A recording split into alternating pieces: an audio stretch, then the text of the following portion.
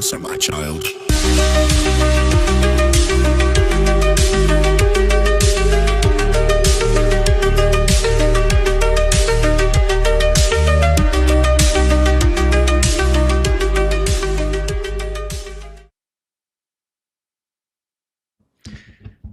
What's going on, family? How are you guys doing? Hope you guys are having a blessed Thursday afternoon, Friday Eve. Yeah, so there was no Ancient Roots of Life and Wellness podcast this week. Josh was on vacation. He was on holiday, as the Brits would say. So I decided to do probably a long overdue live stream. So I'm hoping to do this much more. But I also don't want you guys to get tired of me. So when I do JT's mixtape on Mondays, and then if I have another second podcast, I just don't want to, like, you know what I mean? Like, I don't want to be overexposing myself. You know, I'm on Brian's channel as well. But I do miss you guys. I miss you guys a lot. I miss coming on and doing these streams. And so again, this is going to be a JT's mixtape live, and your boy is flying solo today. Hopefully that's fine. I feel like I don't want to share you guys with anyone else today.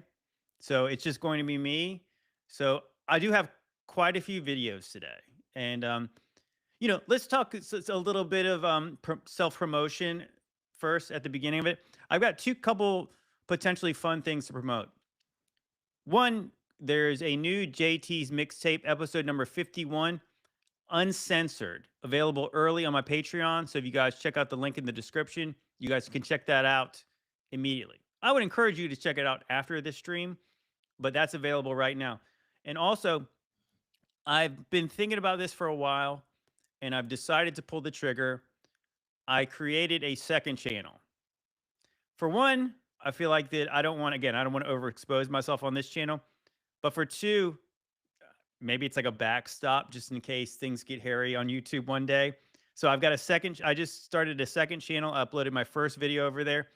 And what it's going to be is JT's mixtape clips. So a lot of things will just be kind of like cut from the podcast. Who knows? Maybe it can be something more one day.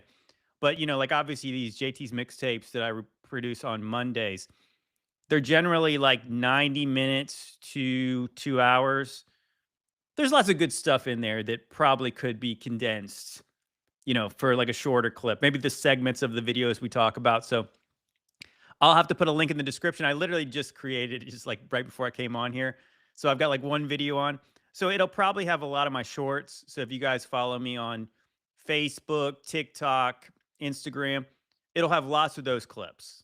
I'll put the short stuff on there, and I'll take segments from JT's mixtape, and I'll make more condensed content on there. So again, let's just say it's potentially a placeholder just in case, you know, just in case. So if you guys like what I do and you want to support me, you wouldn't want the rug to be completely pulled out from your boy over here. What's going on, Miles? Hey, by the way, Miles, I talked to my supplier. A shirt potentially is on its way right now to you, brother. I know I didn't get back to you quick enough. I mean, I know that I'm really slack with emails. But Miles, God bless you for the $5 donation. I sent you a shirt. You're going to get the Jesus Said There'd Be Haters in green with the black font. And I feel like that should probably be the default color of green. I always thought the black font looked good on the green. So it's heading your way, brother. But yeah, so anyways, yeah. So if you guys want to support my channel, support my second channel, just in case, because yeah, you know, when you take that leap out in faith and you're doing this, you know, for a job now, you know, you kind of want to have, I don't know, all your bases covered, so to say. JT, will there be memberships at the new channel? Well, I don't think so. I mean, I don't think that I don't want to cannibalize my channel. I mean, if you guys support me here, I'm not going to make you try to get a membership over there in order to get premium content. All this stuff should be here unless it can't be. And again, if you support me on Patreon, you'll get uncensored stuff and early stuff, but I'm not going to try to put stuff, if you're a member here, that you really can't get over on Patreon. The only thing you're really going to get potentially on Patreon is stuff that's a little too spicy for YouTube and early stuff. Because you can't really premiere stuff, right, if you upload it to YouTube early. Again, I'm not sure what I can get away with on YouTube these days. I don't think anybody really knows. That's kind of the thing. That's kind of the thing, and I don't know that maybe that's what they want you to think. Maybe they want to keep you guessing. JT, you got a link for the new channel. You know what? I do.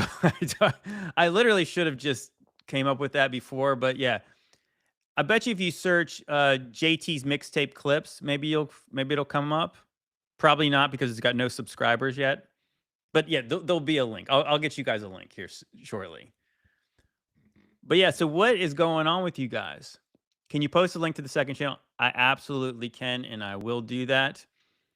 You know, God bless you, SC Web. Thank you for being salt and light. Thank you for supporting your brother over here. I appreciate that so much. More than you guys know. You know what? I feel like the live streams are sort of my natural element. Yeah, I think that's got to be it.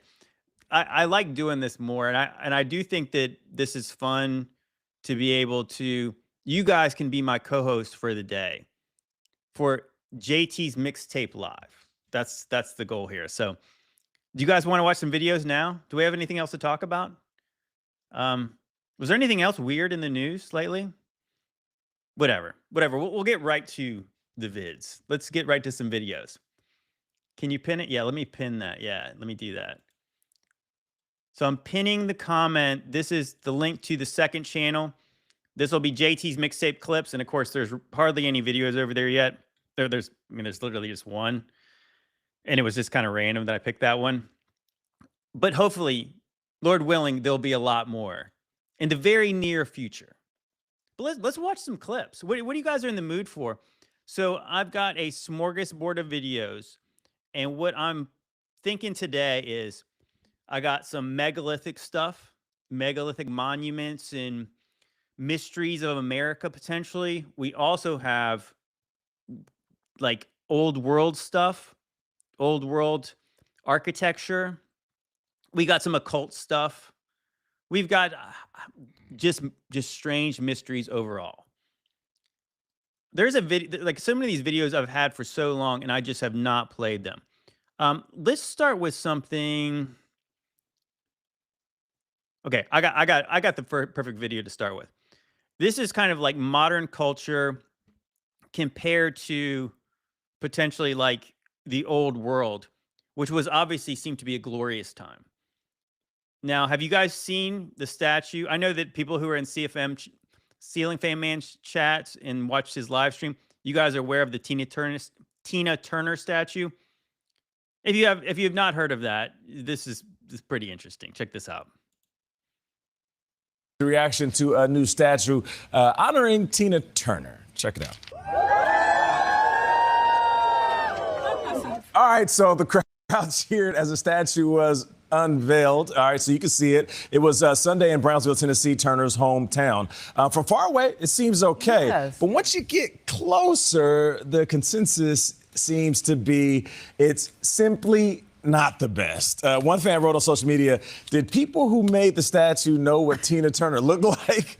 Another one said she'd be rolling in her grave if she could see the statue's hair. Now, this isn't the first time that a tribute for a statue went wrong. Remember the superstar soccer player Cristiano Ronaldo? That one was just slightly off. Good. That wasn't good. Dwayne Wade, some had a problem with that one. Looked a little. Doesn't Tina look so bad? I'm not an expert in art or how to make statues or what, but I guess it's a hard medium, right? Like it's made of metal, right? A hard medium? Okay, yeah, like it's made of metal. Up close, you're right. It doesn't look so great. Whoever do the NFL busts, they should just hire them. Just hire them. Because they're always spot on. Why don't they just like 3D cut these things? I mean, I don't know. Yeah, so that's interesting. And of course, I couldn't help myself, but I had to make my own kind of like comparison. So again, this is 2025, a statue of Tina Turner. I mean, she looks like she's special needs. Look at the size of her head. The proportions are just so jacked up. It's just so ridiculous. Yes, it does remind me of the Dwayne Wade statue. where there's some very talented people in the world today.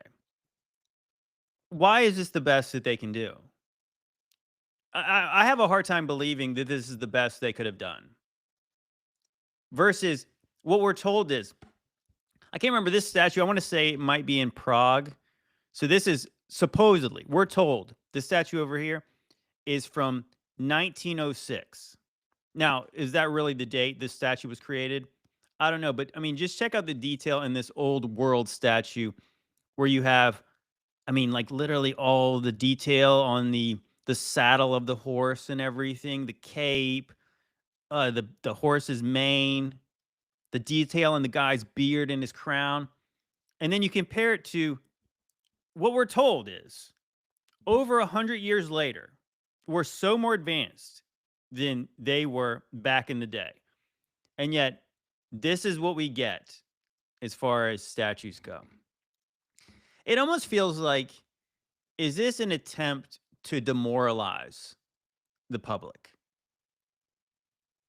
You know what I'm saying? Because it's like, we all get it. This does not honor anyone. I'm not saying that Tina Turner needed to be honored per se, but I guess this is her hometown, and I guess they're proud of her. But I mean, like, if your boy ever passes away, and they want to make a statue to me, don't do that, because that's probably considered idolatry. You don't have to do that. But if they make something that resembles this grotesque monstrosity, and it's for me, tear it down. Please tear it down. I don't want to be remembered like that. You know what I'm saying? Like that. Can you imagine like that a generation goes past and then people are taking their kids to see this and they're like, who's that? That's Tina Turner. And you're like, what's up with their head? Does she really look like that? And then you have to explain to her that, like, whether they believe that's what she looked like or not. I don't know. This has definitely got Nephilim vibes. This is like when the Nephilim breeded too much and they became corrupt and hideous. Whatever this is, this ain't it. So I'm saying like that, is this just an attempt to, is this the best they can do? Or is this an attempt to demoralize the public and to make things that were once beautiful, hideous? Either way, I think it's evidence that, again, we're not at the peak of civilization. We are long past the downslope, because that is not impressive. The statue on the left, quite impressive. Might be idolatry still, but still pretty amazing looking. What do you guys think? I mean, I just don't even know what to say other than that's goofy. That is ridiculous. I can't. I won't with that stuff. So should we go some more old world, or we should go do some weird stuff? You guys got any kind of preferences here? This is, like I said, you guys are the co-hosts today. So you guys, do we want to do megaliths, or do we want to do old world, or do we want to do weird? All right, you know what? I don't like dead air, so I'm just gonna pick. But you guys tell me what you want next. I'm gonna go something different. I'm gonna go for some weird right now.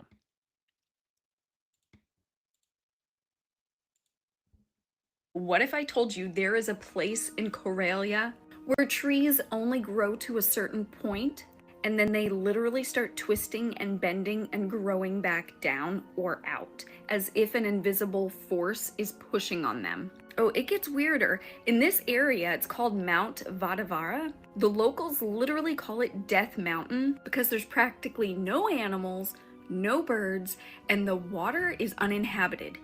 I'm not done yet. The ancient Sami people were said to have worshipped it as a sacred site because it holds some sort of powerful energy. There are boulders balanced on tiny rocks, which all the scientists say were left behind when the glaciers melted. Come on. They say all of this was done when the glaciers melted. I don't think a glacier carved a perfect sphere. That's just my opinion. But these are called sides. And the Sami people say they represent nature or earth spirits. Now, some people think that there's something to do with ancient aliens in this area. I truly believe there was some sort of ancient civilization there. There is this that is carved like a well, and there's one identical to it in Bulgaria, but no one has taken the time to study this well and even see how deep it goes, so the depth is completely unknown to this day. There are these 13 steps that they call the ladder to the sky, and guess what? Scientists also say these 13 steps were carved by the glacier. But I find it awfully coincidental that some ancient pyramids also have specifically 13 steps. Probably just a coincidence, and the scientists are right, as usual. Trees twisting, carved steps, a carved well, 1,600 sades. What do you guys think's going on here? What do you guys think's going on there? There's obviously something significant about that place. You know what I couldn't help but think, especially when it's talking about the very awkward growth of those trees. And I couldn't help but think, and I know we got some Arizonans in the chat. When I went to Sedona, and if you guys are not familiar with Sedona, Sedona has a very specific kind of, maybe kind of a new agey allure. I mean, I don't know that, I mean, the new agers love it, but I'm not necessarily saying it's new age. They have something that they call vortexes there, or is it vortices? So they have many significant places that supposedly have a vortex. And if you like to hike around Sedona, what they say is the sign that you're in one of those areas is that they have these, I guess, juniper trees, and the juniper trees start to twist. And it is interesting because you'll go around some paths and then you'll have a straight tree, like a regular juniper tree. But then where they talk about the very significant points on the trails, and this is like on the maps, like if you get like a trail map of Sedona, there's places where they say, oh, here's a vortex, here's a vortex, here's a vortex. And yeah, when you get to those places, the trees are all twisted up. Like that there's some kind of an energy field that comes up from the earth and causes the trees to twist. I don't know. I mean, I don't know. Like I said, it's hard to say what's legitimate about that, but I do think that there's definitely something energy-wise, spiritually significant about Sedona. And it seems like that place has the same kind of energy there. I mean, again, like the New Agers, I mean, they might say everything is, it's got the vibrations, man. It's really cool. But there is a feeling you get when you go there. I know my wife, she did not like it that much. She was saying she kind of felt a little bit of a sick while she was there. I was thriving. I thought it was amazing. I guess I was kind of more like giddy about, look at all the melted stuff.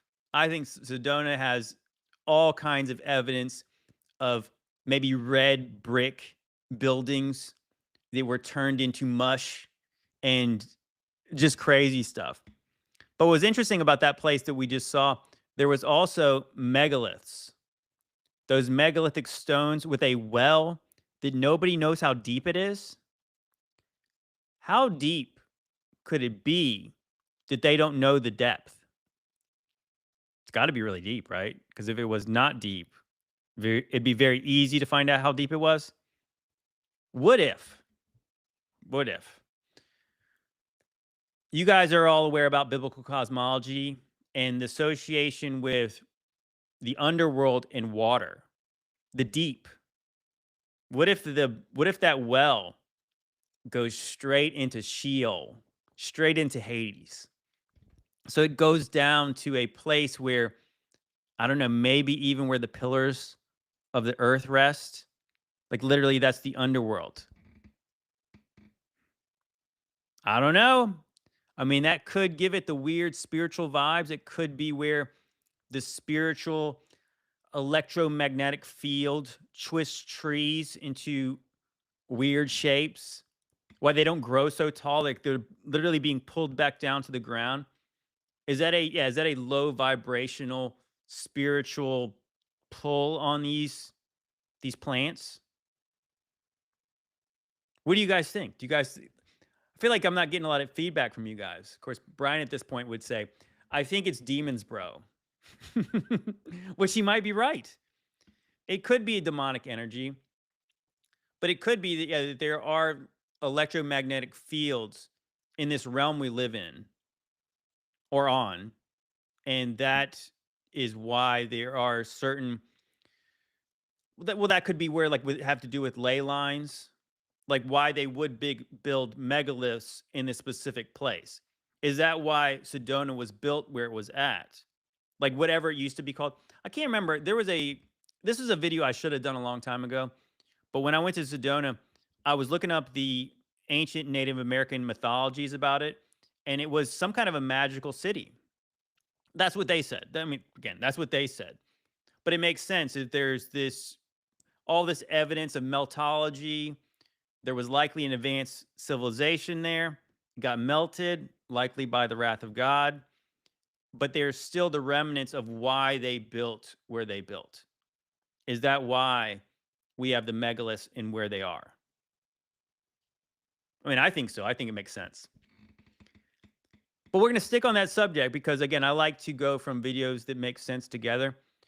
There's a very interesting, I don't know if it's Arizona in this video, but there's a really cool megalithic melted thing. I've got a video saved here. Back in Utah. It's got to be a natural formation. It's got to be. This has to be natural. Yeah, it has to be. Especially with a little entrance right here, it's got to be natural. This was a totally natural formation. Nobody made this at one point. Nope. Natural. Completely natural. Let's give it one more zoom. Yeah, let's see what we got. Okay. Ooh. Okay, so if I'm tripping, let me know in the comments, please. But if y'all see what I see, or if y'all see something different, let me know in the comments.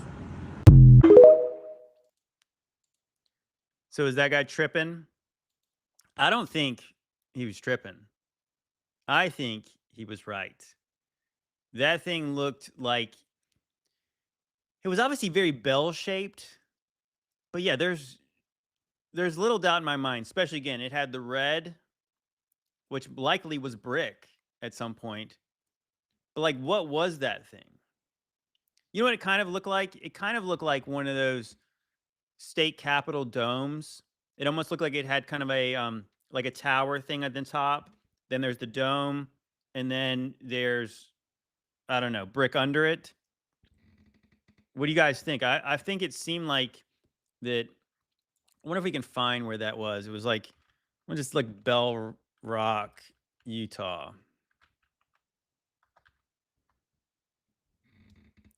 See, I knew there was a Bell Rock in Sedona, but it did not look like.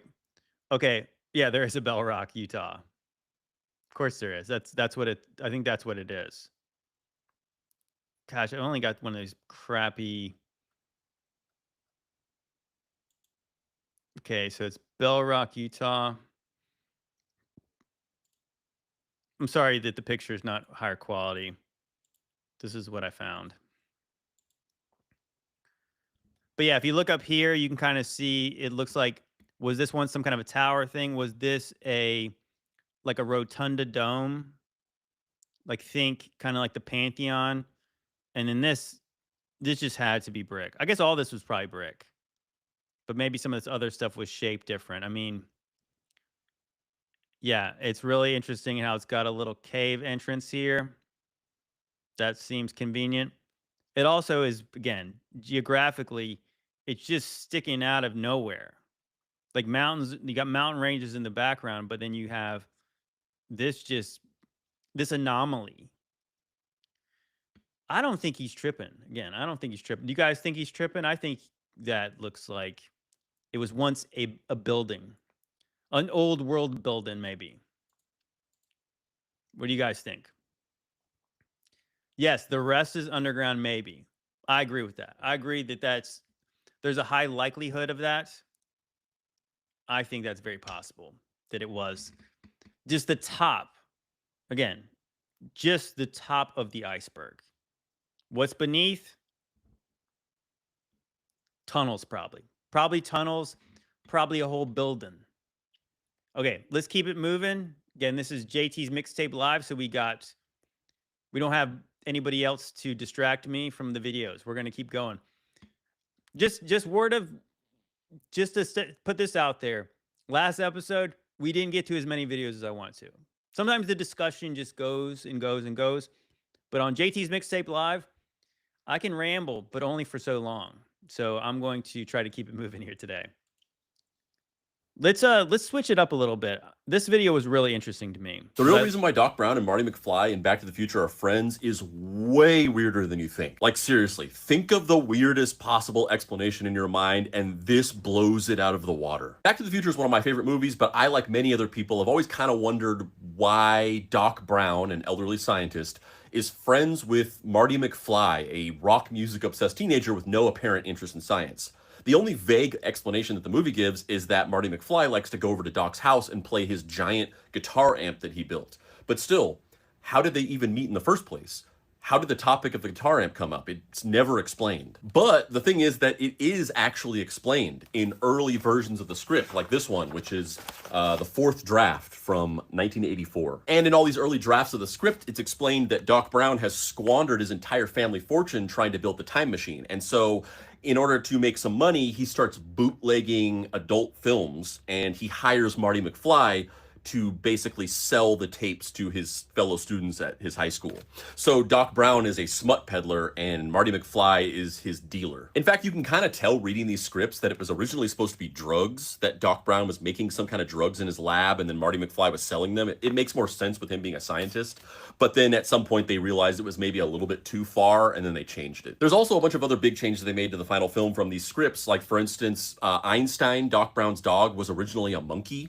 And the time machine was originally not a DeLorean or a car at all. It was a refrigerator, which I think they changed because there was concern that kids would be climbing into their fridges and getting stuck, which used to be a problem before they added new safety features to modern fridges. However, at one point early on in the process, they pitched the movie to Disney, and so they did a big rewrite of the script to make it overall more family friendly. So they got rid of the refrigerator thing, and they also got rid of the adult film subplot for obvious reasons. But they didn't come up with a new explanation for why Doc and Marty are friends. They just didn't explain it. Now, Disney still famously passed on Back to the Future because they found the subplot of Marty McFly's mom being in love with him to be very strange, but they kept the new family-friendly version of the script and eventually sold it to Universal Studios. And that's the version that we got. Now, you might be saying, oh, these were early drafts of the film. That's not canon. But the thing is that unlike the monkey thing or the refrigerator thing that were actually changed to something different, we never got an explanation in the final movie for why Doc and Marty are friends. So for all that we know, this is still the reason. And if you like my videos and you want to see longer, more in-depth ones from me, I just put one out here. You know what? That's one of these things that it pains me that that's the truth, because as a kid of the 80s, I saw on my 7th birthday, I saw Back to the Future in the movie theater. But it's really, I mean, it actually does explain a little bit, because at one point there's a scene with, I want to say, I can't remember what the guy with the bald head guy at the school. And he's like, you got to stop hanging out with that weird old guy. It's not because he was an inventor. It's because he sold corn. Just think about how sick that is. So Marty McFly is in high school, and he's got Doc Brown, this old man, is getting him to sell pornography to his fellow students. What the heck, dude? What in the world? I mean, yeah, but yeah, it does check out. It checks out with Hollyweird. Like, of course, that'd be something that would be in this movie. But then they said, you know what? They're not ready for this. Kind of like when Marty McFly was playing his, rocking the guitar, and they said, you're not ready for this, but your kids are gonna love it. So maybe that's what they were thinking. If they would have released it in 2025, everything would have went in there. Probably including that stupid idea that the time machine was going to be a refrigerator. Yeah, I mean, without the DeLorean, you can't picture that movie without the DeLorean. But yes, for the super chats, God bless you, Jamie. That was amazing. Obviously, you guys are too good to me. Thank you, Pam, for donating some memberships. I needed to do a members only stream. But yeah, I mean, seriously, Back to the Future. What's really interesting is if you hear about the original Back to the Future, they literally filmed it with that Eric Stoltz. If you guys are not sure who he is, but he's another famous 80s movie actor, not quite like Michael J. Fox, but they had to recut the whole movie because he was so terrible. And he was a jerk to Biff. I don't know. I don't know.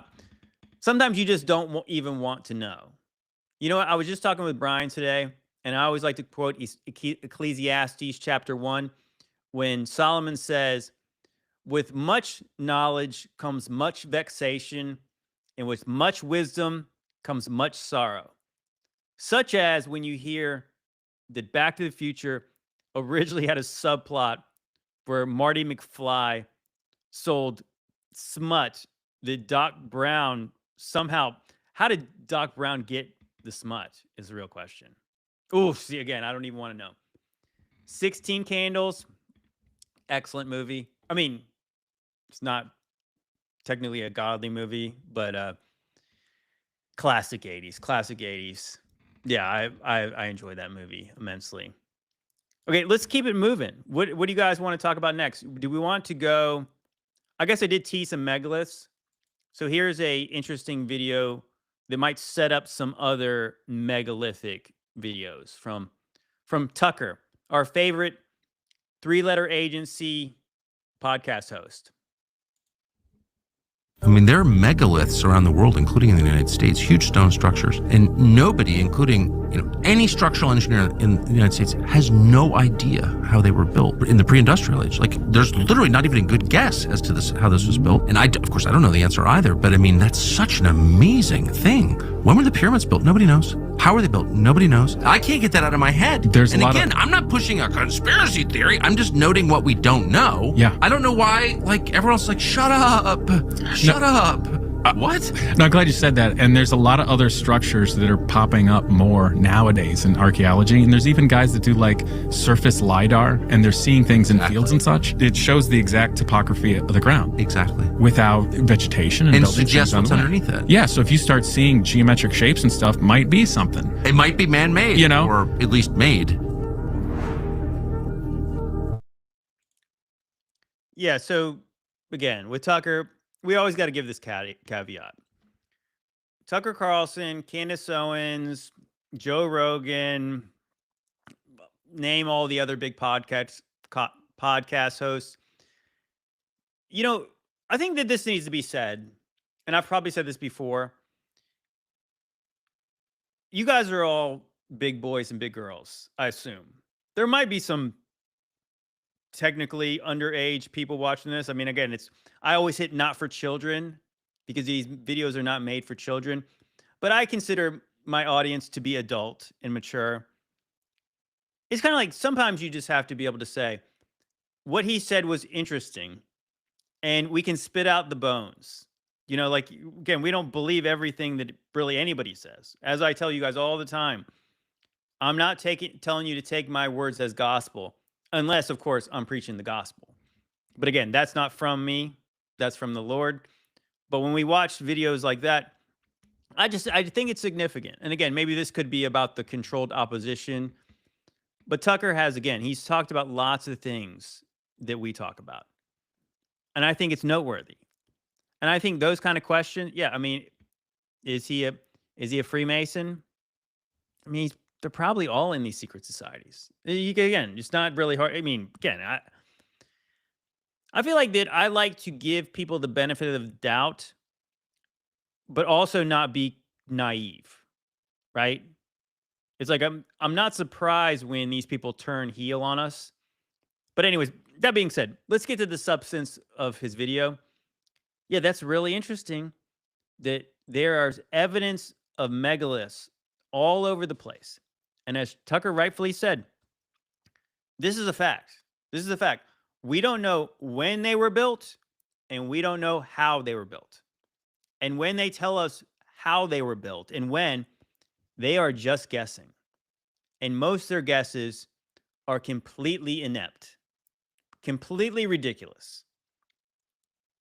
So I think that's your first clue. And that might have been my first clue, is that the things that we were told might not be true. Because if they can't explain the biggest megaliths in the world, and they don't even know really when they were built, then how reliable is history? And again, that's your first clue to eventually getting to potentially the little season, is to realize that we have not been told the truth about almost anything. Like, seriously, like, really think about when you went to school. Like, what could you reliably say they taught you that was true? I guess maybe how to read, maybe how to do math. After that, I don't even know. And that leads me into maybe a series of videos, because I was really starting to, maybe again, you get into a certain algorithm on TikTok and you see a lot more videos like that. But I think it's pretty interesting. And I think that you guys are all awake, or in the process of waking up, as we all are continuing to wake up even more. But man, there's going to be a next generation, and praise God, praise the Most High God, that He's woke us up early, so we can hopefully encourage people to continue to ask questions, and maybe even more potentially to point people in the right directions. Because I started to see a lot more of this on my For You feed. Check this out. This is there's a trend going on. Okay, let me see. Hey, who else doesn't believe anything? Like, literally anything. Anything that you were taught in school. I think it's all a bunch of garbage. Oops. I don't believe anything the media says. I definitely don't believe any politicians. Doesn't matter which side of the aisle you want to be a part of. I think they're all corrupt. I think they're all liars. I think this whole entire thing is like some weird Truman Show. And this whole Charlie Kirk thing, made even more clear that you really can't trust the feds. You can't trust anything that these news pundits say, because it's all propaganda, in my personal opinion. Now, I'm on here just trying to say the truth, and they don't like what I have to say, obviously. But that's okay, because I'm just crazy. Look at my hair. And so it doesn't make any sense, but I don't believe anything I was ever taught. I don't believe anything my parents told me. I don't believe anything I learned in public school when I was in college. I think it's all one giant lie. And I'm in my late 30s now. I'm approaching 40 here soon. And I used to be a part of the, if you do your job, you do school, you marry this woman, and then you get a good career and you have a house and blah, blah, blah. They're going to live the American dream, which I don't believe the American dream either. I believe it's all some weird, corrupt Truman Show. And this whole thing with Charlie Kirk has awakened a lot of people on each side, and each non-religious and super religious. And it's just huge, just totally turned everything upside down for a lot of people. But then again, they don't like what I have to say, because you know why? I'm just crazy. Hey, who else doesn't believe anything? Like, literally. Yeah, here I've got another one. We'll play a One little reason I montage. feel like a lot of people have become very disillusioned in life is because now that we can all talk to each other like this, it feels like we're all realizing we're getting scammed. And I know what you think, well, what do you mean? Like, what's a scam? Just like everything, just like points broadly at everything in life. It's like you go to college and it's like, that's a pyramid scheme. I know pyramid schemes, that is a pyramid scheme. Okay. And then you go to work and they're just like, okay, not only do I feel like I'm getting scammed here, but I also feel like I'm scamming people. Like now I'm like a part of the scam. And then you turn on the TV and a politician just opens their mouth and you're like, everything you're saying is a scam. You're just a literal walking scam. You go to the doctor, you got to call the insurance, and everything out of their mouth, you're just like, it feels like this is some kind of scheme. Because it is. And it's just like, there's no escaping it. Everything in life is a scam. Even in death, you have somebody die, dealing with the funeral home. It's just like, Are you scamming my dead grandmother? Like, what is happening? And when that is just what life becomes, like, you literally can't even just open up your phone without somebody being like, buy my course. Like, what is the point? What's the point of all this? Anyway, make sure you like and subscribe to my content. Okay, I got one more. This is the last one of these. Young people are realizing they're being propagandized at a level that older people gladly accepted. Older people were okay with being propagandized as long as they got a few things out of it. The young people are getting nothing out of it. Wait, you're lying to us and I can't own a house? I can barely have a job? I have to be forced into the gig economy? I get to deliver burritos? And I have to listen to this bullshit? And I have to pretend that this is all real? And I can't afford frozen yogurt with my girlfriend? And I have to go along with this horse shit? And I have nothing and no money for it? If you're doing something, you want to get something out of it. If you are going to delude yourself and believe the bullshit on the news, you have to get a little bit out of it. And what Americans got for many years was a patch of dirt, a little driveway, and a chance. They don't have any of that anymore. We've taken that all away from them. We've pushed them into a gig economy. We've pushed them into the hellscape of rent that goes up every single year. And the propaganda is actually getting worse. It's getting more disconnected from reality, more Orwellian. Not that it would have been right to buy the bullshit anyway, even if you had the things. But I'm just telling you how the country ran for 100 years. I'm not saying it was morally correct to go, I'll take the house and the car and you fucking kill everybody. I'm telling you that's how it worked. That's how the country ran forever. Young people. Yeah, so sorry about that F-bomb. Again, I told you this show's not for kids, but I don't really like that language either. That being said, yeah, so anyways, you get the idea. You get the idea is that you got two guys who are approaching middle age and they are completely disillusioned with everything.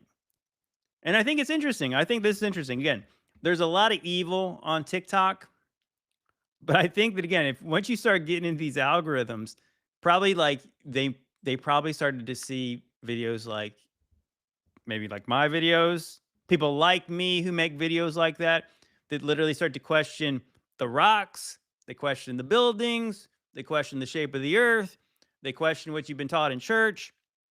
And then so they're just like, everything is a lie. Like, everything that we were taught is a lie. And you know what I started to post in the comment sections? I said, research the little season. It will start to make sense. What's going on, Paul? What's going on, brother? Yeah, so I was saying that, but yeah, like I guess I'm not trying to take myself out of this scenario, but I'm a little bit older than some of the people. I mean, I'm older than a lot of people. But the point is, that especially that clip from Tim Dillon talking about how disillusioned people are, where there was a time where the boomers at least got the stuff, right? They would swallow the lies because, yeah, you're going to get the white picket fence, you're going to get the 2.5 kids, you're going to get a nice house in the burbs, and you're going to get to potentially retire one day and take 2 weeks vacation every year. You know, go drive to the lake or do whatever, go to Disney. But now that does not exist for the new generation. Like, unless people left you money, then you're probably not getting the house. And then so therefore people think they can't afford the 2.5 kids, the dogs and they're getting the dogs and the cats, but they ain't getting anything else. They're getting nothing. Again, it's like the World Economic Forum saying 2030, you're going to own nothing and you're going to be happy. People are not happy. Again, that obviously everyone knew that was a joke. But what people are really seeing is like that, what is it? What's the point of this? Like, what's the point of us slaving away at these jobs we hate? Kind of reminds me of Fight Club. Like, we're going to go work, be a cog in this system to get S we don't need. We don't need that stuff. We don't need consumerism. Like this stuff is sucking the life out of us. To work in cubicles, drive in tin boxes, to jobs we hate, with the idea that hopefully one day we can retire. But people they don't believe that now. They don't believe that one day you're going to get to the point where you can, I don't know, golf or fish for the rest of your life, or go hiking or do something. People know that's a fallacy.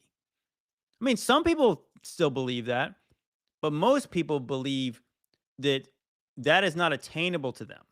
And if they don't believe it's attainable, then it's not going to be attainable. So then they start to see, well, this sucks. So maybe I'm going to start to maybe work on myself a little more. Maybe I'm going to read more. Maybe I'm going to research more.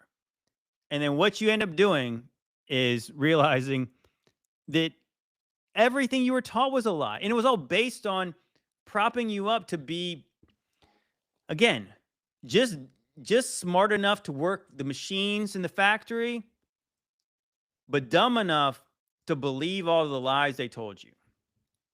So here we are today. And I think obviously you guys in the community here, you guys are way past those people. You guys, we came to those realizations a while ago. But yeah, today we're like, it makes sense. And again, it's not, I feel like that we've taken the red pill. Some of these people are swallowing bottles of black pills because they're getting real cynical. But I feel like that this is where we as Christians who are light in the darkness, we need to be able to show them that there is hope because there is purpose. Now, obviously, I don't agree with everything they said because not everything we were taught was a lie. Jesus is the truth, and all truth leads us, hopefully, to Jesus. And I think that that's where that you can break out of this matrix because, again, there is something that is eternal that we cannot see. And if we're focused on the temporal, I mean, to me, I actually do believe that this absolutely God is using for our good. Because when you realize the materialism is a fantasy, it was always a fantasy. Again, as Tim Dillon said, it wasn't morally correct for the boomers to say, oh, at least I'm going to get my stuff, so I'll swallow these lies. That was worse. At least now you realize, God can, again, what does Jesus say? He says that it's harder for a rich man to go to heaven than it is for a camel to go through an eye of a needle. So maybe if you realize that the stuff is not attainable, you're not going to put the stuff between you and your relationship with God. And yeah, I would encourage people, if you're on social media and you're seeing those people who are at the verge of being put into a certain direction, because I think that's where these people are at. They're at a big crossroad in their life where they might make decisions that are going to alter their lives forever. Now, hopefully that decision is Christ, right? It's to follow Jesus. And I think that is where us in the Little Season community can really be a light to say, hey, you know what? You know, it makes a lot of sense why they lied about everything. Like, why do you think they lied? Maybe that's where you can start it. So why do you think they lied to us about everything? And then eventually you can kind of lead them to the truth. Or at least what we believe to be the truth right now is that it makes sense, is that Satan has been let out to deceive for a little season, and we live in that time. And the only way out of this place, the only victory in this place is through Christ Jesus. So that's what I've been leaving in their comment sections. Hey, you guys should research the Little Season. Check that out. Try that on for a little bit. See if that makes sense to you. I encourage you guys again that we are not black-pilled here. We are red-pilled or white-pilled. We know that we are on the winning side. And the suffering here is temporal, but heaven, a relationship with Jesus, is eternal. So I'm getting a little preachy there, but yeah, I think that's good. I think you guys get it. You guys get it. All right, let's continue to keep it moving. You want to do some old world stuff? You know what? We should probably, as we talk about that, this place might be somewhat how I kind of picture heaven. Of course, I picture heaven floating in my mind. But this place kind of reminds me of what I think heaven might be like. Check this out.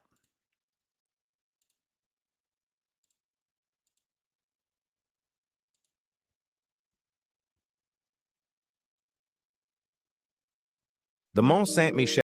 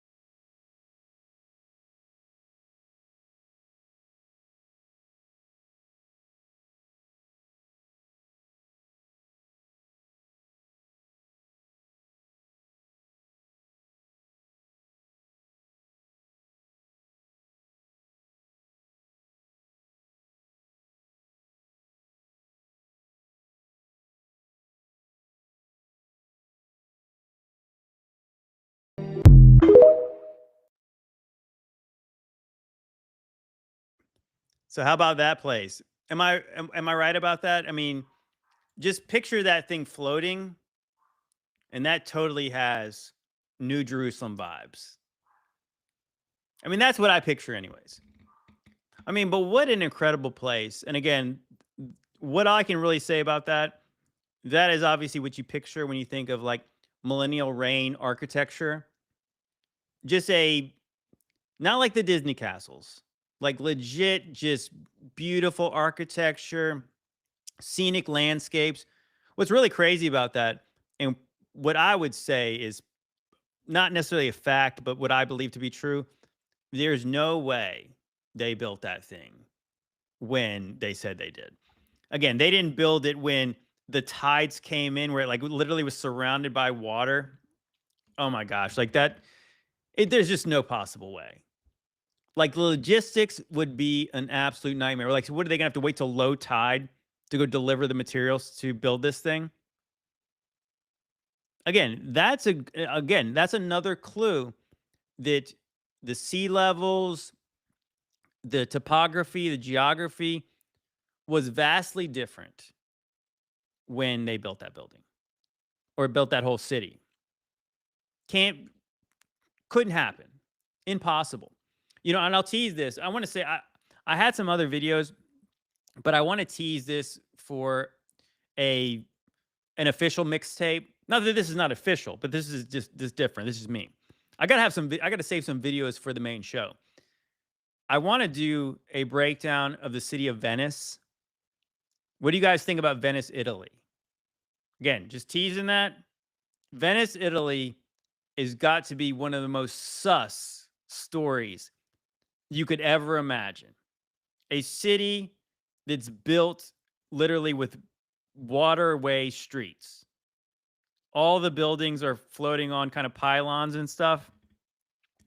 So ridiculous. So ridiculous. I want to say that, at least in my research, and this could be just me spitballing here, and I could be wrong about this. In my research, two architectural, maybe cities or monuments make the least amount of sense. I would say that Great Wall of China might be number one. I've always mentioned the Great Wall of China supposedly took over 1,000 years to build. I think it's close to like 1,300 years. That makes no sense. Logistically, it makes no sense.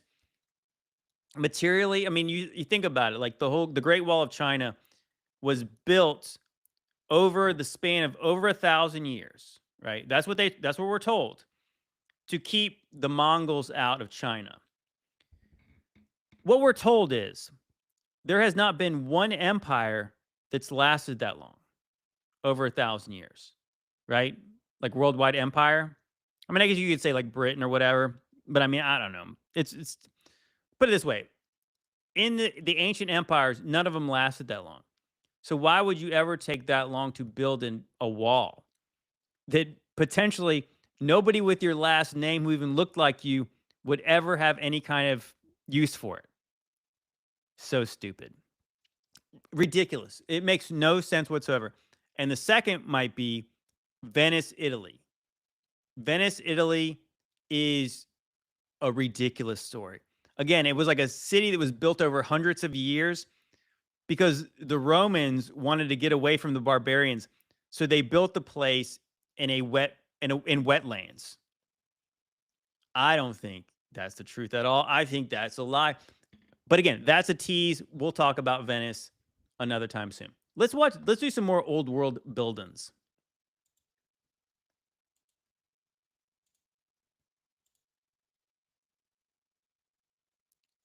Oh, wait, this is a good one. Now, why the hell would Romans build amphitheatres in the middle of nowhere? Some of these are 5 to 10 miles away from the nearest city. They're in the most remote locations you could ever build, high up in the mountains, some of them. So you're telling me these peasants trekked through mud 5 to 10 miles to go and see a show, then trekked all the way back. None of these amphitheatres have roofs, not one of them. So they just sit in the cold, the wind, the elements, with no roofs, watching the show. It doesn't make sense. Now, I went into depth on this theory on a previous video I've done a few months ago. I'm going to pin this after I complete this, just so people can have a butcher's. I believe we should be looking into this more. I truly believe these were water treatment plants or water storage facilities. For the simple fact that some of these amphitheatres were built in the most remote locations in the world. For instance, they are in Middle Eastern deserts where you would need water on their travels for camels, horses and themselves. But of course this is just a theory and none of this is true, made up in my mad mind. Or maybe the real madness is thinking they hauled megaton stones just to sell tickets to a bunch of peasants.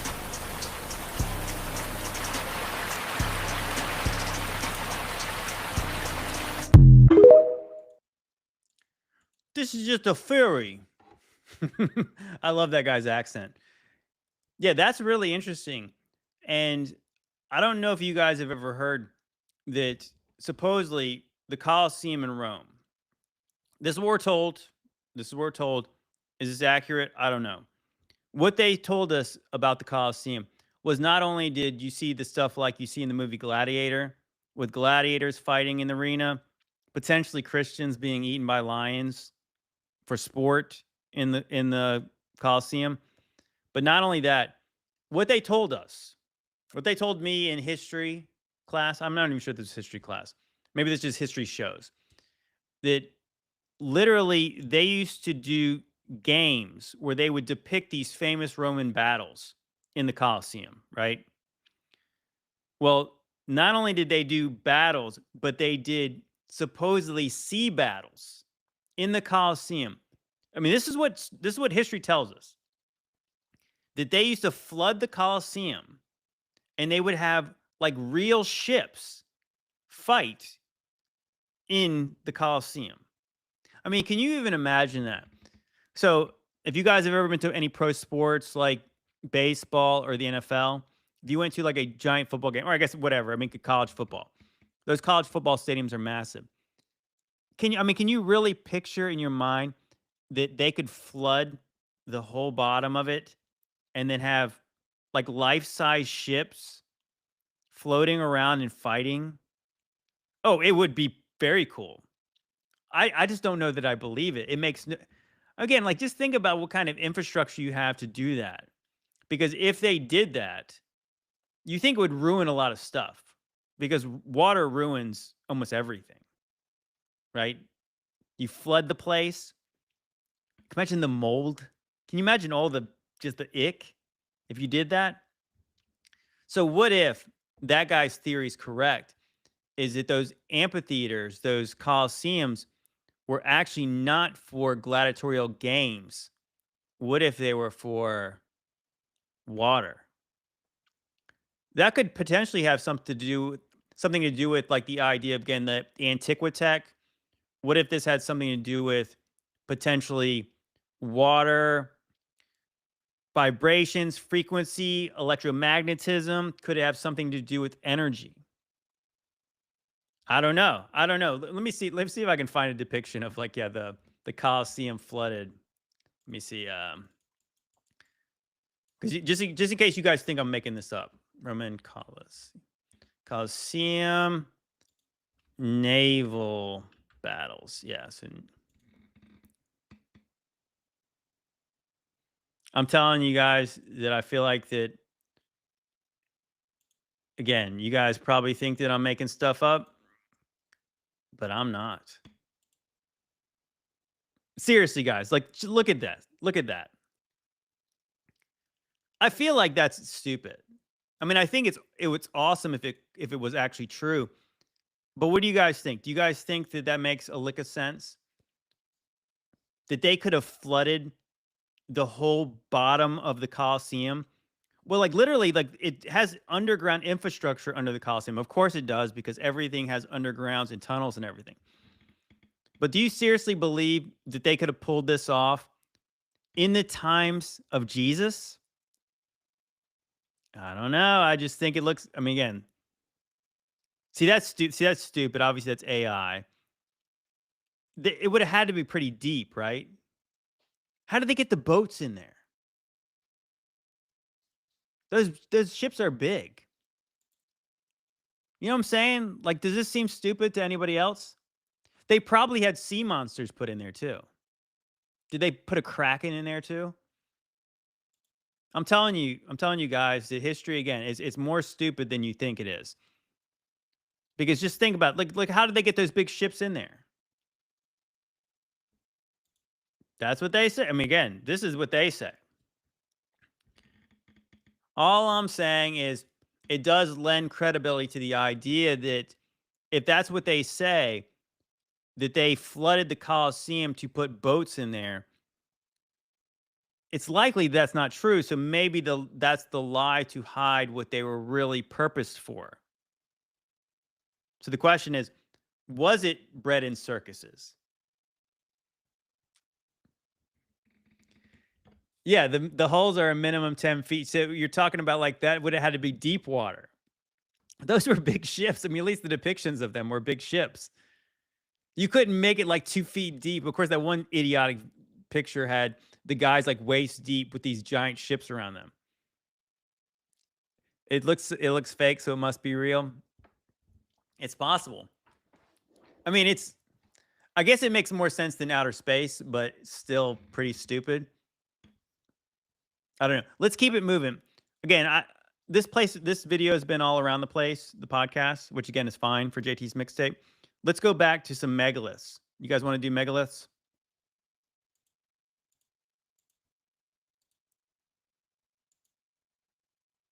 Are there ancient man-made megaliths in Montana? I recently visited to try and find out. This is called the Tyzer Dolmen, which features a precarious boulder resting perfectly on top of the two split slabs. Nearby are three aligned nubs that are curiously similar to megalithic nubs that can be found all around the world. This dolmen is even more precariously balanced and appears to be pointing directly north. How did that get up there? It couldn't have been from a glacier because the glacial mass didn't make it this far south. It gets even stranger at the Sage Wall. It looks like Sacsayhuaman in Peru. If someone built this, it's beyond ancient. I decided to ask a geologist if there was any way this could have been man-made. He believed all three structures could be explained by a natural erosion process, but he did admit that these three features were some of the most unique examples he had ever seen. This topic is highly controversial, with many people still believing these alignments and boulders are too perfect to be natural. What do you think? You can learn more about the Montana megaliths in my book, Enigmatic North America, Legends, Oddities, and Controversial History, or by watching my Enigmatic North America video series on YouTube.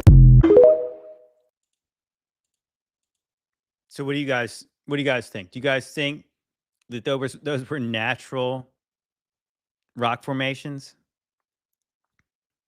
Again, history, the sciences too, are just dumb. I mean, this is a version of gaslighting. When you see that and somebody says, oh yeah, wind and water did that.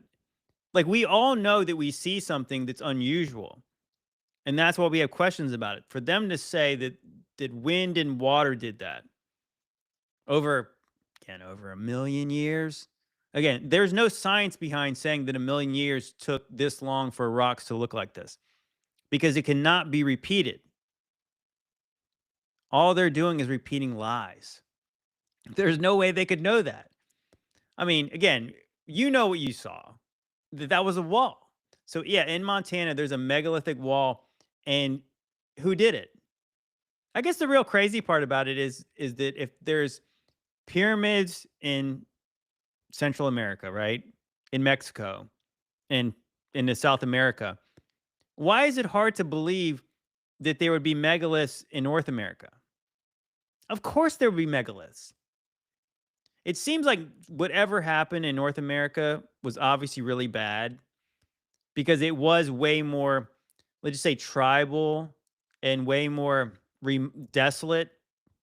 Something happened here. Something happened way more harsh in North America than what happened in the South and Central America, because obviously there's tons of things that have lasted for thousands of years. But here's not so much. There's ruins of things. There's mounds. There's a lot of anomalies here, but it does seem like that, yeah, I don't know what happened here and when it happened. Again, talk about places like Sedona, places in Nevada, places in Colorado, California, all over it, New Mexico, all over those places. There's some very strange things. But it is really weird to think that there's megalithic places in Montana that look very similar to Sacsayhuamán. I can't say that word. Let me see. Montana megalithic wall. Let's see.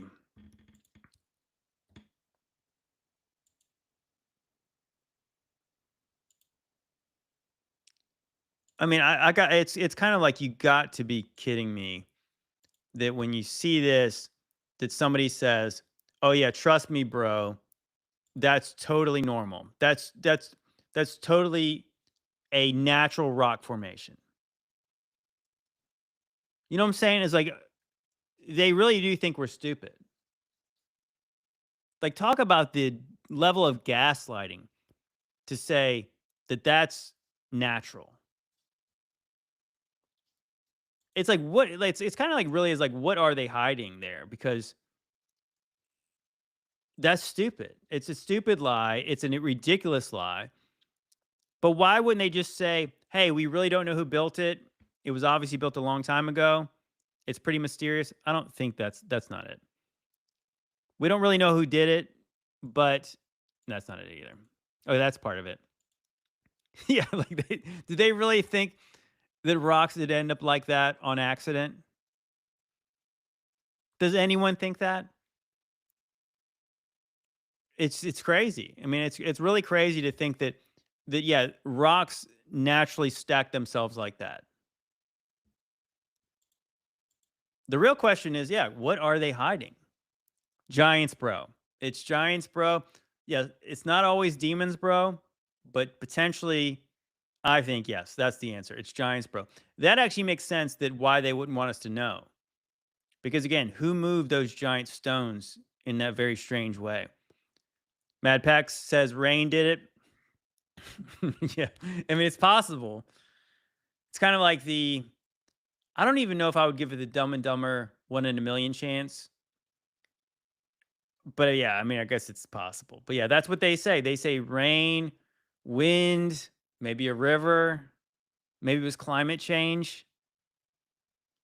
But why wouldn't they just say, like, I guess that's the thing I just don't quite grasp, and I never did. I mean, I guess I kind of get it now. But like, why wouldn't they just say, we don't know? Wouldn't you respect somebody so much more if they just said, you got me. It's pretty interesting though, right? And you would say, yep, that's really interesting. And then we'd kind of just all agree to say, yeah, we're going to have to look into that more.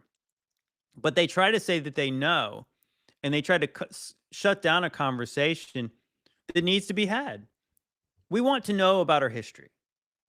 Our history is full of lies. Erosion. Yes, it could be erosion. It could be rain. Could be wind. But what it probably is, it's giants, bro. It's giants, bro. Okay, here's another megalithic site in America. I think this one's also interesting. Not quite as interesting, but very interesting.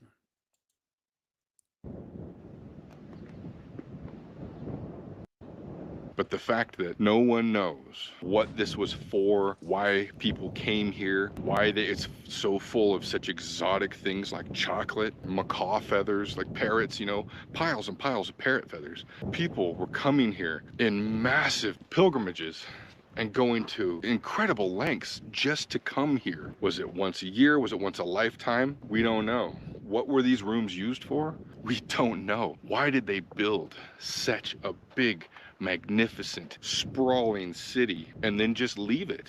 We don't know.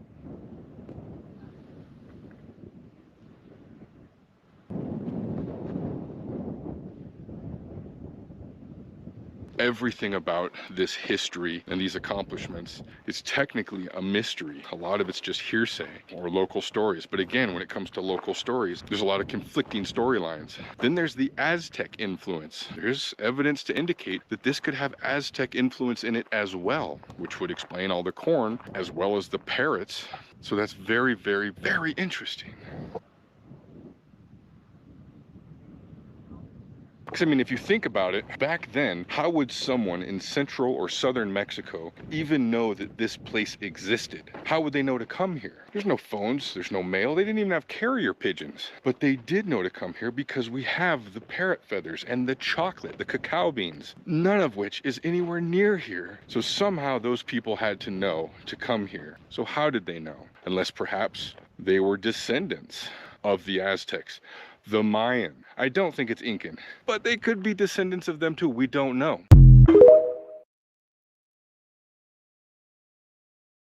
See, now I respect that guy because he said there's 3 words. I don't know.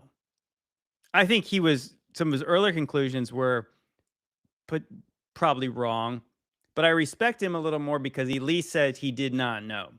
But yeah, so if you guys were not familiar, of course, that guy didn't set that video up very well.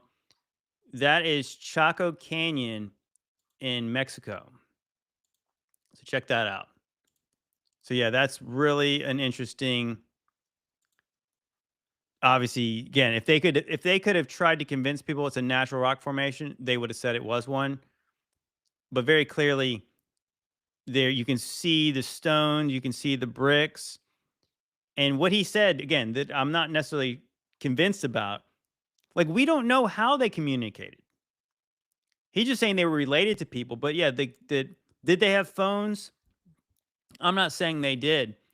But we should not underestimate the amount of technology they did have and the ways they could have communicated just because we don't know. Again, it's very mysterious. Again, what did this place look like before it was just ruins? Could have looked completely different. Also, some of this stuff could have been built stacked on later of them trying to recreate some of these ruins, and maybe it was a little more, I don't know, less primitive looking. Okay, so these are what they call the Anasazi cave and cliff dwellings. Again, all we know is there was ruins here in America, and we really don't know who did it. So what they say who did it, they give credit to the Anasazi, which, if you don't know, Anasazi is really not a name of an Indian tribe, a native tribe. Anasazi only means ancient ones. So that means they really don't know who made all the stuff. So if there was Anasazi who built things in New Mexico, why is it crazy to believe that some Anasazi could have built some megalithic things in Montana? I think it makes it smoke signals. Again, I guess that's possible. Maybe it was Morse code, telepathy. Could be anything. Could be instant messenger. Could be text messages, for all I know. Again, we don't really know. The rocks could cry out. Gosh, I wish they could right now. I wish we had some answers. Let's continue on with the theme of megaliths. We're going to go out of America and we're going to go to Spain here. This one's pretty interesting. Let's check this out.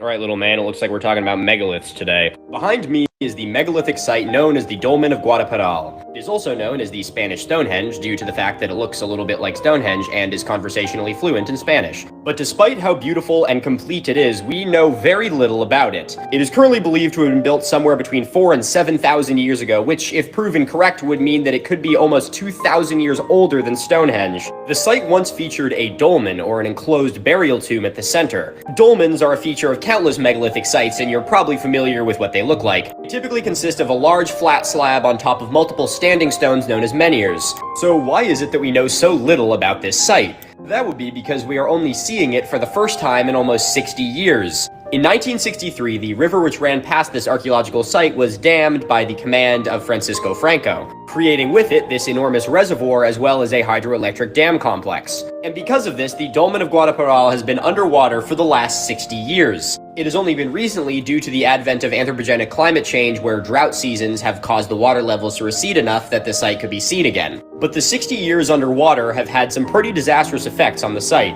causing cracks and fissures in some of the porous rock, and weakening the soil beneath them, causing some of these stones to fall after standing upright for nearly 7,000 years. Archaeologists aren't sure how much time they're going to have to research this site due to the fluctuating water levels of the reservoir, but recently they have been able to pull some pretty interesting information from it. Firstly, it was found to be located next to the narrowest point of the river which used to flow there, which leaves some to believe that it was a bit of a trade hub at a convenient river crossing. This theory is supported by a wavy line motif that is carved into one of the rocks, which some archaeologists suggest is a snake, but others have noticed a striking resemblance to the outline of the river which once ran past, which if proven correct would make the depiction at this site the oldest map with realistic topography in existence. But the future of this site is uncertain. Currently, there is a petition that is only 5,000 signatures away from completion in order to save the site. A petition which I will be signing the moment I am done with this video. If you are interested in archaeology and want to help maybe save a site, I would highly recommend you add your signature as well. And stories like this are shockingly common in the world of archaeology. Since so many ancient people built their settlements alongside water, the implementation of modern electric dams has caused these sites to be lost at an unprecedented rate.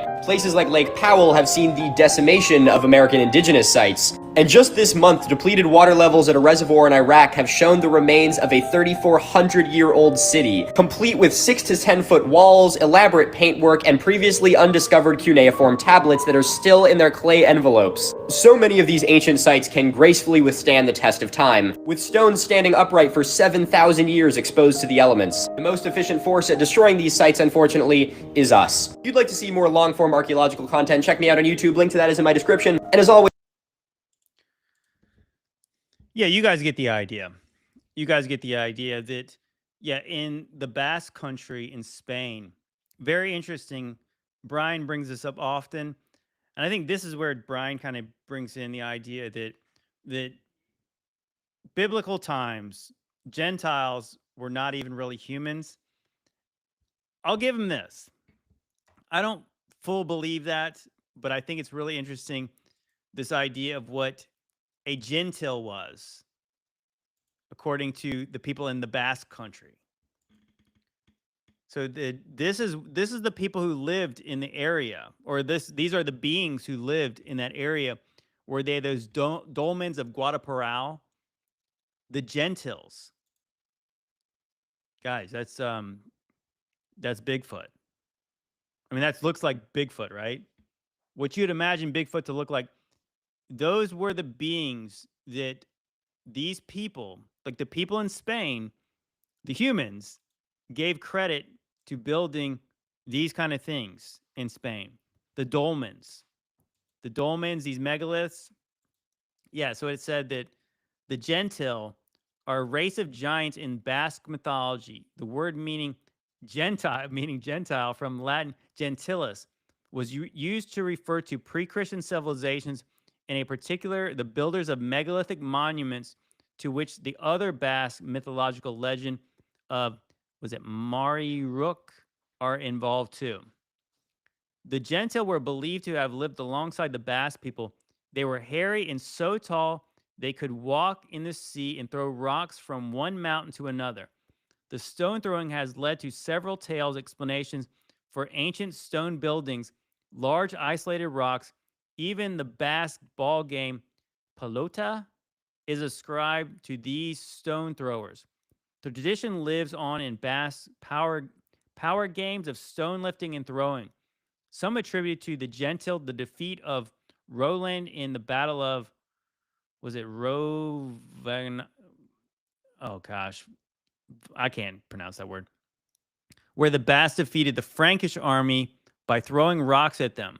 The giants were believed to have created Neolithic monuments such as the dolmens found around the Basque country. So yeah, it's giants, bro. It's not demons, bro. But you know, it's really interesting. So I did a video a long time ago, and I won't try to dig it up right now, but I did a video a while back because I was watching Conan the Barbarian. Any Conan fans in the house? Not Conan O'Brien, Conan. So in the first Conan movie, the story of Conan is very interesting as far as it came from like an old comic book series. So Conan lived in a time, I want to say it was after Atlantis or something. They lived in the times of like Hyperborea. Really weird stuff in Conan. Not necessarily godly stuff, but a lot of maybe clues to what people kind of piece together mythologies of our history. Interesting stuff. So at one point, Conan, I want to say he's hung on some kind of a tree to be crucified.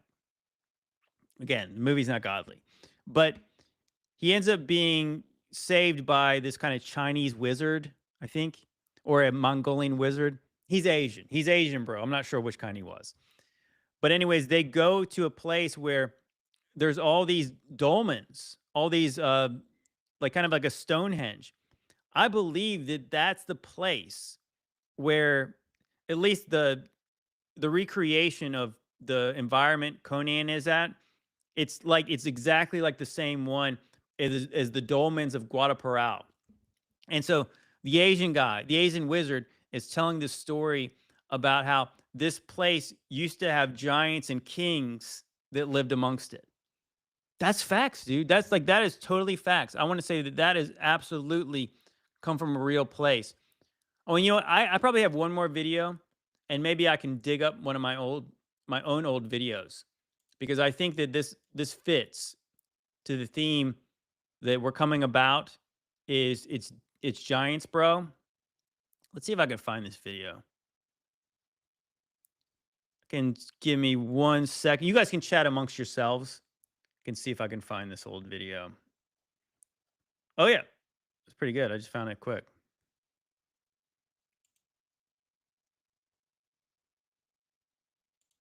Okay, let's see. I got this thing. Okay, so this is interesting. Okay, and this is not necessarily the same area, but this might even be more interesting because this is the same area in the land that people now call today Israel or Palestine. Here is some evidence of giants in what people say the Holy Land is. So check this out. This is your boy here. So you guys want evidence of giants? Because I got evidence of giants. Check this place out. Gilgal Rephaim, the Stonehenge of the Levant, a megalithic site in the Golan Heights in Israel, comprised of 5 to 9 concentric circles made up of over 42,000 basalt field stones. Guys, that's over 80 million pounds worth of stones. So how do we know giants built it? Well, check out the name, Gilgal Rephaim. In Hebrew, Gilgal meant circle of stones, and the Rephaim were giants. Think King Og of Bashan, a remnant of the Rephaim, and check out what the Bible says about him. His bed was 13.5 feet long by 6.5 feet wide. Guys, talk about a king-size bed. Is that where the term king-size bed comes from? Yeah, maybe. But not only that, an alternative name for this place is the Wheel of Spirits. And guys, according to the book of Enoch, the unclean spirits or demons were the remnant of the Rephaim, the Nephilim, the giants. So guys, it all makes sense. Who do you think built it? Come on, it was giants. So you guys want evidence? Totally giants. Isn't that interesting? So in the Golan Heights in Israel is a place called the Stonehenge of the Levant. And it's called Gilgal Rephaim. Yeah, y'all, the Rephaim are in the Bible. The Rephaim were the giants. See if I can find a picture of that. Pretty cool. I thought that was a really good find when I'm not going to take full credit for that, but I did find it. It's a Gilgal Rephaim. It don't look like much, but I mean, I guess it's like from the sky, it looks like something.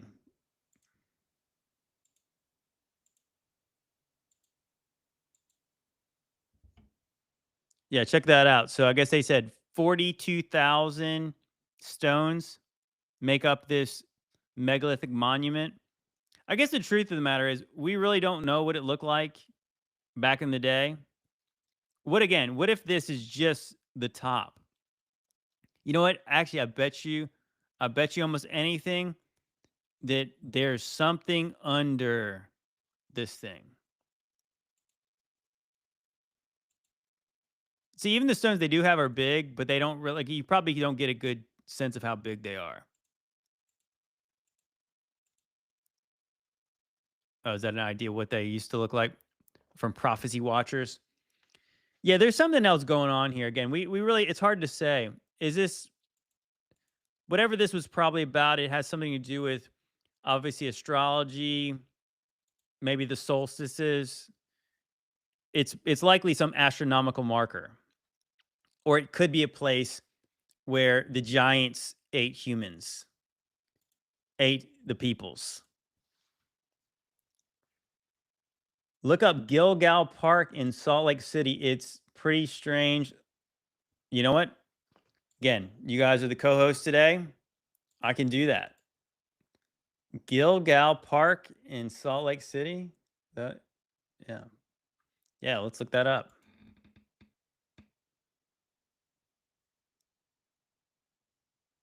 What the fudge?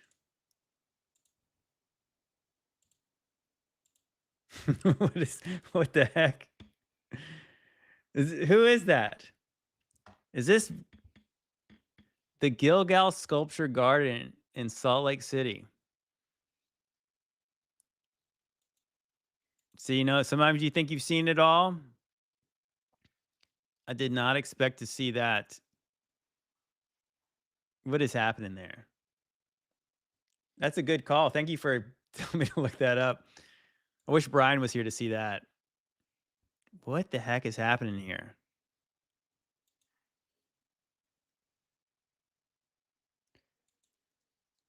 But it's like, so Gilgal, what did I say in that video?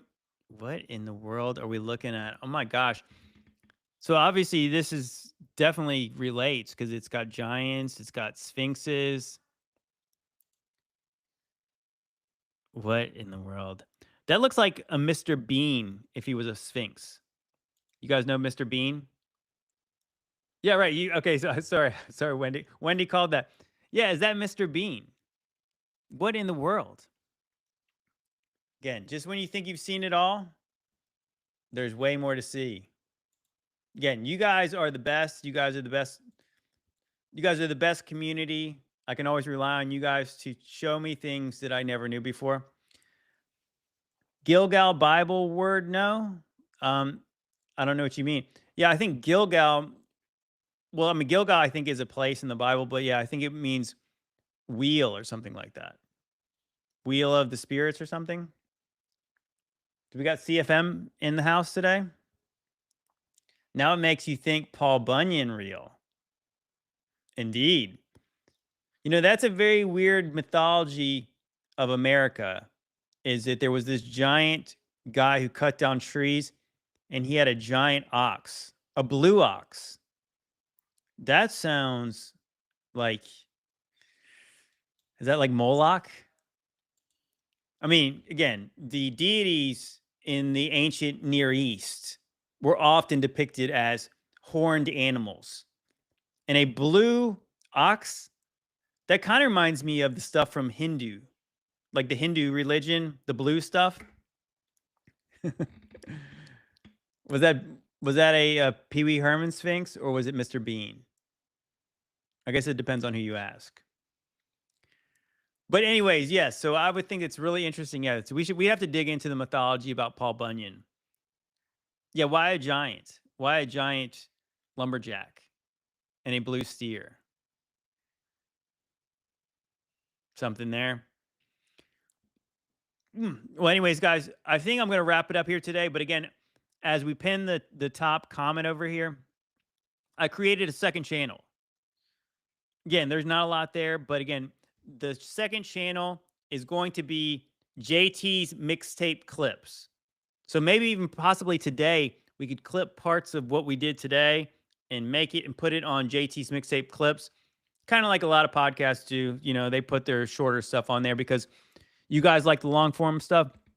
But it would, at the very least, what I hope I don't ever have to need this, is it could be a backup channel.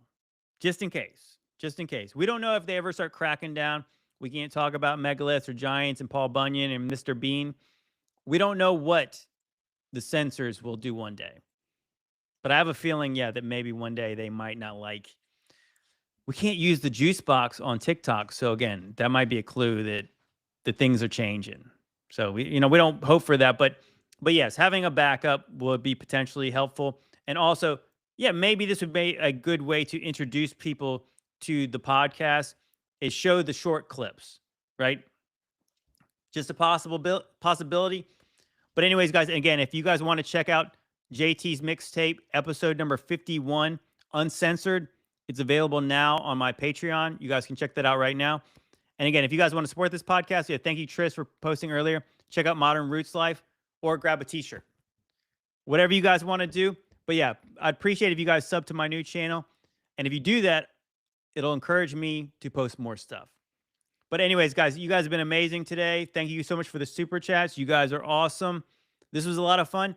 And hopefully I'll do it again real soon. And again, the people who just joined as members, I'm going to try soon. I'm going to do a members only chat. So hopefully I can do something for you guys too. But if you guys want to do something in between, yeah, check out Patreon. Lots of stuff. I'll be putting more stuff up there. You guys need the camo hats? Yes. Again, I need to get the camo hats on my website. But if you want a camo hat, send me a message over on jtfollowsjc@gmail.com. Anyways, guys, I really appreciate you guys. I love you all dearly.